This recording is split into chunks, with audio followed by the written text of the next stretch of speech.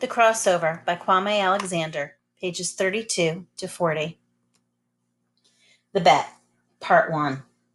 We're down by 7 at halftime. Trouble owns our faces, but Coach isn't worried. Says we haven't found our rhythm yet. Then all of a sudden, out of nowhere, Bondi starts dancing the snake. Only he looks like a seal. The coach blasts his favorite dance music, and before you know it, we're all doing the cha-cha slide. To the left. Take it back now, y'all. One hop this time. Right foot, let's stop. JB high-fives me with a familiar look. You want to bet, don't you, I ask. Yup, he says, then touches my hair. Ode to my hair. If my hair were a tree, I'd climb it. I'd kneel down beneath it and enshrine it. I'd treat it like gold, then I'd mine it. Each day before school, I'd unwind it. And right before games, I entwine it. These locks on my head, I designed it. And one last thing, if you don't mind it, that bet you just made, I decline it. The Bet, Part 2. If I lose the bet, you want to do what? If the score gets tied, he says. And if it comes down to the last shot, he says. And if I get the ball, he says. And if I don't miss, he says, I get to cut off your hair. Sure, I say, serious as a heart attack. You can cut off my locks. But if I win the bet, you have to walk around with no pants on and no underwear tomorrow in school during lunch. Bondi and the rest of the fellas laugh like hyenas.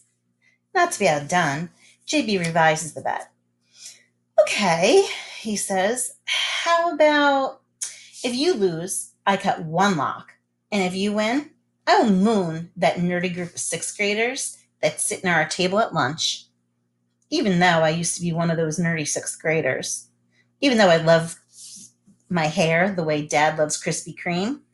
Even though I don't want us to lose the game. Odds are this one's JB's legendary bets I'll win. Because that's a lot of ifs. The game is tied. When JB's soft jumper sails, tick, through the air, tock. The crowd stills, tick, mouths drop, talk. And when his last second shot, tick, hits net, talk, the clock stops. The gym explodes. Its hard bleachers empty, and my head aches. In the locker room, after the game, JB cackles like a crow. He walks up to me grinning, holds his hand out so I can see the red scissors from Coach's desk, smiling at me. Their steel blades sharp and ready. I love this game like the winter loves snow. Even though I spent the final quarter in foul trouble on the bench, JB was on fire, and we won, and I lost the bet. Cut. Time to pay up, filthy, JB says, laughing and waving the scissors in the air like a flag. My teammates gather around to salute. Filthy, filthy, filthy, they chant. He opens the scissors, grabs my hair to slash a strand. I don't hear my golden lock hit the floor, but I do hear the sound of calamity when Bondi hollers, "Oh, snap!" Calamity. Calamity. Noun. An unexpected, undesirable event, often physically injurious. As in, if JB hadn't been acting so silly and playing around, he would have cut one lock instead of 5 from my head and avoided this calamity. As in, the huge bald patch on the side of my head is a dreadful calamity.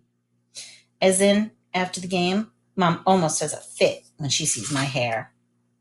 What a calamity, she says, shaking her head and telling Dad to take me to the barber shop on Saturday to have the rest cut off.